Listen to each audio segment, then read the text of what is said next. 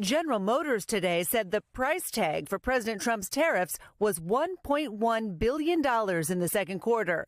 Steel, aluminum, auto parts. They're the humdrum building blocks of daily life until someone turns them into weapons.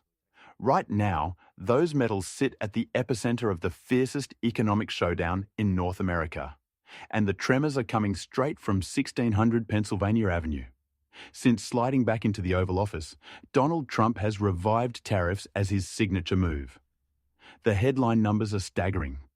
Up to 50% on Canadian steel and aluminum, and 25% on every bolt, gear, and bumper that crosses the northern border.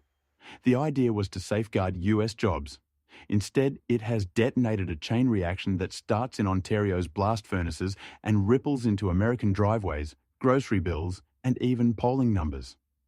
It's the clash of supply chains that fed a continent for decades, suddenly trapped in a high-stakes arm wrestle where every twist of policy sends sparks through factory floors. Canada's answer wasn't to beg for mercy, it was to retool overnight.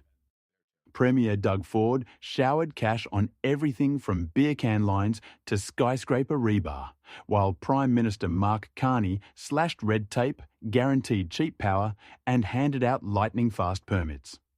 New mills are already pouring red-hot metal into Canadian assembly lines, and the surplus is sailing right past US ports to buyers in Asia and Europe.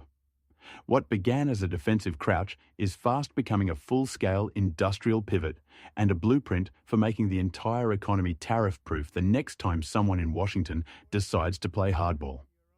Meanwhile, the very companies the tariffs were meant to shield are hemorrhaging money.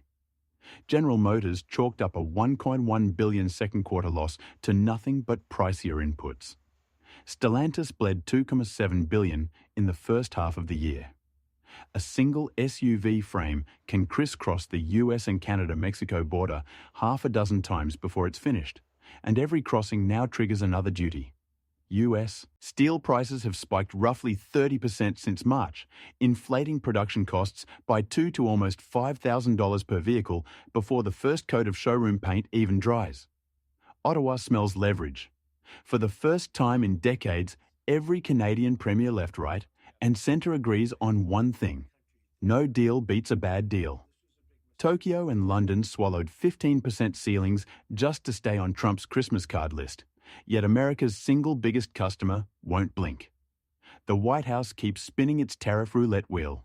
15% one week, 50% the next, leaving US CEOs wondering what rulebook will apply on Monday morning and workers asking if the next pink slip is headed for them or the colleague in the next cubicle. And the uncertainty extends far beyond the 49th parallel. On Liberation Day, April 2nd, the administration slapped 10 to 50% duties on more than 100 countries.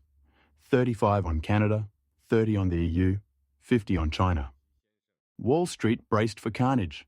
Analysts shredded forecasts, and companies yanked their guidance altogether. When earnings arrived, the so-called beats were really just slightly less ugly misses. Supply chains rerouted overnight, price charts convulsed, and investor confidence shivered. Growth didn't collapse, but business plans are now written in pencil and erased at every press conference. On quarterly calls, CFOs confessed they build 3 separate budgets: low, medium, and apocalypse. Because no one knows what tomorrow's tweet might cost. Abroad, patience is wearing thin. EU negotiators now label Washington unreliable. Japan and South Korea are cutting their own energy pacts with Canada. Soft power pillars, foreign aid, student exchanges, cultural grants have been trimmed, widening the trust gap every quarter. Beijing responded with 80+% counter-tariffs, a chokehold on rare earth exports, and another $1 trillion Belt and Road wave the US barely tries to match. And then there's uranium. The ace Canada hasn't fully played. One mine in Saskatchewan supplies 11% of the world's demand, and US utilities import over 95% of their nuclear fuel. Tech giants racing to build nuclear-powered AI data centers need a river of yellow cake the US simply doesn't produce. Layer on brand new LNG terminals on British Columbia's coast feeding gas to Seoul and Paris, plus Ontario's vault of high-grade nickel for EV batteries. And the message is deafening. Canada isn't just a supplier. It's a light switch that can dim America's data centers and missile factories at will. Trump promises a golden age of American industry, but every tariff he fires risks turning that dream from powerhouse to gated community. Canada, once happy to sell south, is laying tracks west across the Pacific and east across the Atlantic. Allies that used to queue outside the West Wing now wait to see which door still opens and whether the welcome mat has been repossessed. There is still a window, maybe weeks, maybe days, for a narrow compromise. Ottawa could accept pinpoint levies on autos or steel if its core energy exports stay untouched. Yet the calendar is racing toward August 1st, and every tick sounds less like negotiation and more like divorce. Tariffs were designed to project muscle. Instead, they're revealing an uncomfortable truth. Real power isn't the ability to tax your friends.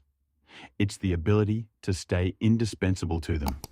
Right now, more of those friends are learning to live without the stars and stripes, and the longer the standoff drags on, the easier that life starts to feel.